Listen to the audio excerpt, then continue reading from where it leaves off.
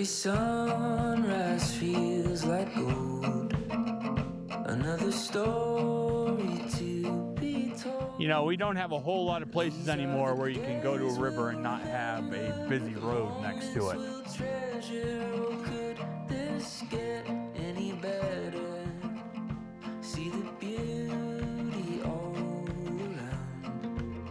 There's always wonder to be. You get out here and you're on this beautiful river and you can really escape, you know. I knew Rock Creek was right here before I moved, but I was more following my heart than, you know, anything else when I came over here. You know, usually the stories when you follow a girl don't turn out very well, but this one did.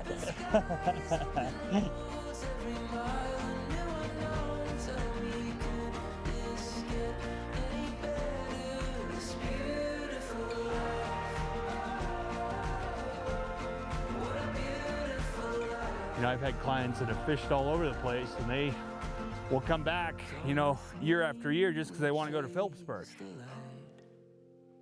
Let our wild hearts be the guide.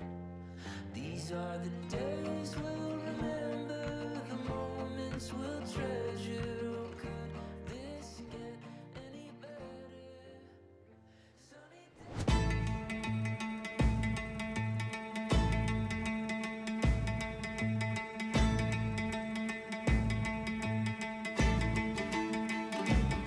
We consider Philipsburg to be the last best place in the last best place.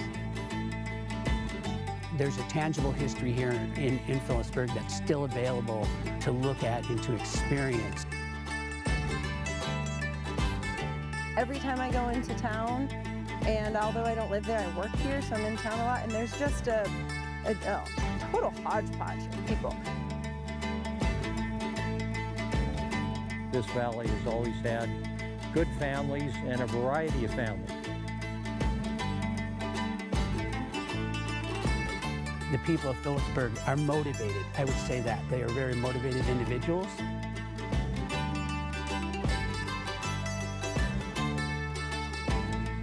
The quality of the town used to be referred to as a living ghost town, and now it's very much alive. In this high mountain valley, far from the rest of us, is the kind of place America used to hear about, where people survive without federal aid. Folks found Philipsburg, and folks came here, and I would include myself in this fashion, even though I have been here 43 years. In 1876, mining was a big activity here, and that's how the reason Philipsburg even started.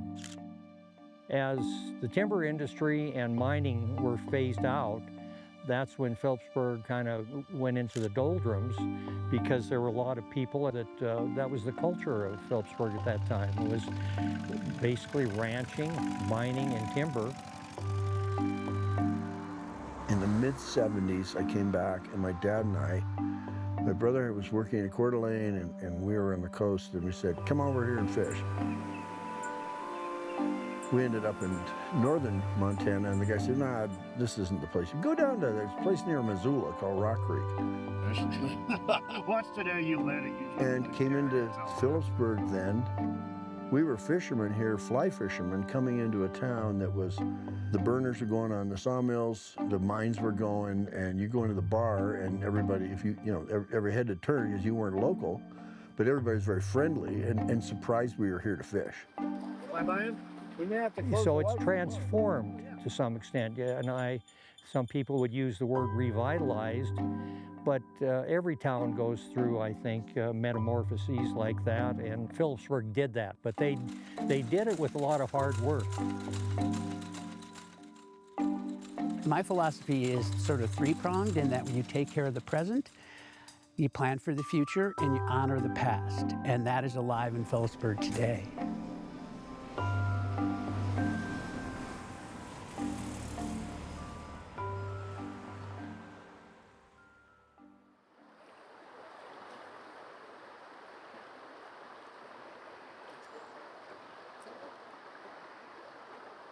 Somebody's a fisherman, and they come and they have any luck at all, they're going to stay or they're going to come back. Think about this, we have a county that is 1,780 square miles. You have approximately 3,000 people in it. That is less than 2 people per square mile. It's 67% federal land. I'm really pleased, for example, that there was a guy that came here, worked at the ranch, now he's got his own boat, he's got his own guide service. And that's an example of somebody came for one thing and wants to stay. That's where the recreational side adds to, texture to our community. We see people gravitating towards these natural resources that we have for, hunting and fishing and recreating and things like that. It's always been just part of our ranch's heritage is that we want the public to enjoy what we enjoy. I know my dad and I and our whole family really like nothing better than to see a fisherman down here on Flint Creek having fun, maybe teaching their grandkids how to fish. That probably brings more enjoyment for me than the actual fishing. Here he goes. Cute. Good job, Charlie. People have an interest in the habitat across all of it. Whether you hunt, whether you fish, whether you're a backpacker, all of these public lands are really valuable to Montanans. The wealth of those resources that we have makes it a place that people want to come and visit and make a home.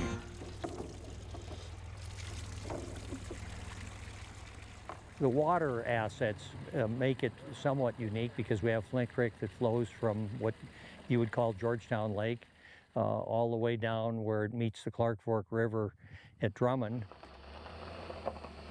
The site we're on right now is the site of the original brewery in Philipsburg, Kroger Brewing Company in 1875.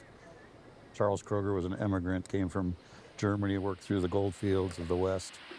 He came to Philipsburg, saw the spring, and knew that Philipsburg was booming for silver at the time and decided to establish a brewery here just because of the spring water that was here.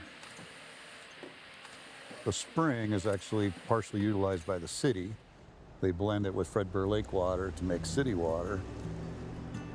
There is no greater long-lasting legacy than clean water. We understand that we're blessed with a tremendous amount of water. There's a unique quality to our municipal water system, which is 75% of our drinking water comes from High Mountain Lake, about 7 miles above town. Clean water and wastewater distribution and maintenance are the two things that make everything else possible.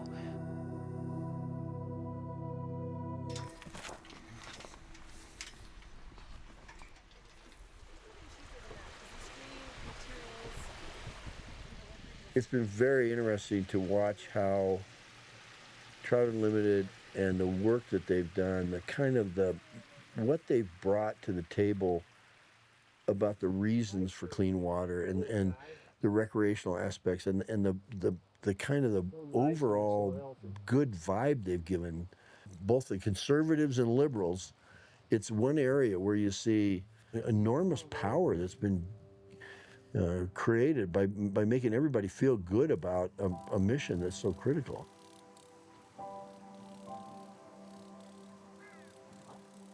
We started this program about 7 years ago as a way to protect the fishery, first and foremost.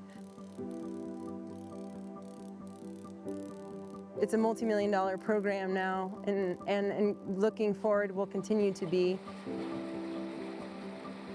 That's a multi-million-dollar investment in one county.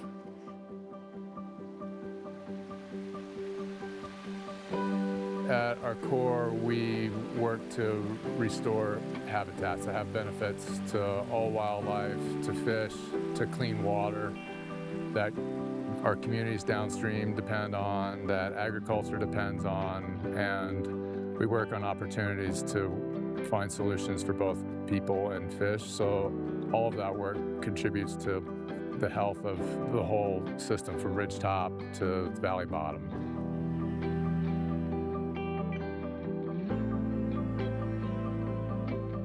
I would say this for almost the broader picture of our program in this area is that it's a diversity of land ownership, it's a diversity of partners, and it's a diversity of different types of projects.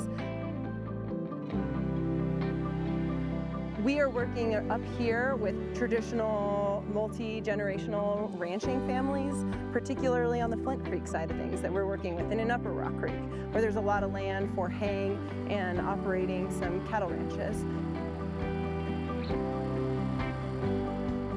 If they're going to propose a project, or if they are going to ask ranchers to do something, yeah, at the end of the day, if the owner of the property isn't happy, they consider the project to have been a failure.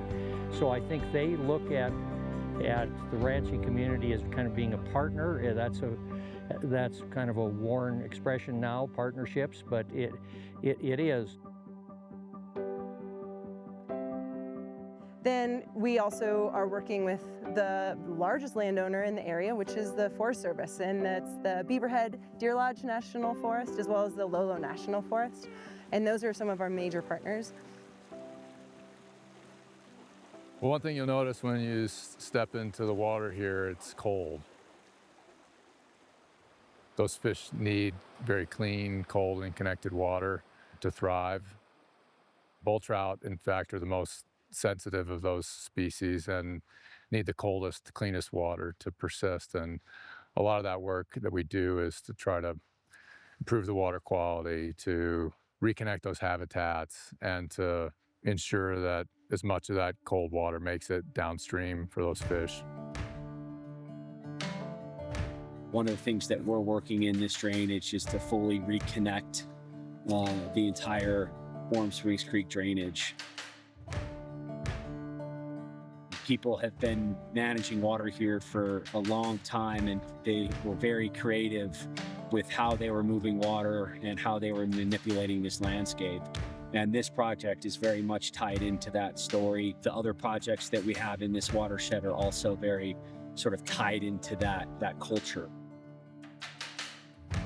So I think it's best to try to find a common ground in how we perceive the value of this place. That is where I always went to in those initial conversations. It's like, I like these rural landscapes and you like these rural landscapes, and we both want to see those functioning and fulfilling our human needs as well as the fish and wildlife needs. And I think everybody can get on board with that for the most part.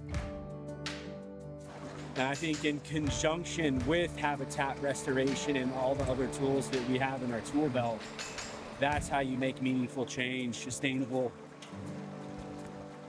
solutions for our fisheries management here in Western Montana. We're trying to address issues that have occurred over a legacy and historical land use impacts, when we put roads all over the place without thinking about it, when we dug the channel straight without thinking about its impact. So there's plenty of work for me to continue to work on, for Trout Unlimited to continue to do in 10 years. To me, the real question is who and what's next, and that's so critical for everybody to realize that, you know, those of us in our 70s, I mean, hard enough to have to listen to us talking about all the things that have to be, but you want to make sure that some people still looking at, you know, what's next.